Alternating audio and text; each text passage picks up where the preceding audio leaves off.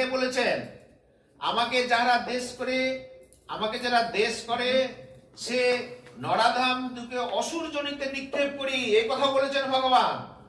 আবার এখানে বলছেন কি আমি সর্বভূতে সমান, তাহলে কথাটা বিপরীত হয়ে যাচ্ছে না? তাহলে ভগবান এরকম বিপরীত মুখে কথা বলছেন কেন? তো বলছে ভগবানই হচ্ছেন বিপরীত ধর্মের নিয়ে গঠিত, তো ওই জন্য ধর্ম ওর কাছে সমস্ত বিপরীত ধর্মই অবস্থান করে সবসময়।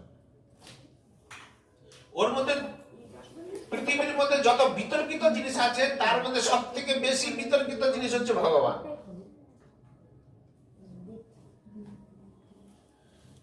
উভয় গুণ তার মধ্যে রয়েছে।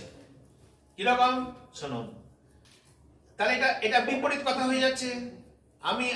আমাকে যে দেশ করে এসে নরাধিক প্রচুর অসুরজনিত নিক্ষেপ করি, আবার অন্যত্রেও আছে, এভাবে অন্যত্র আছে।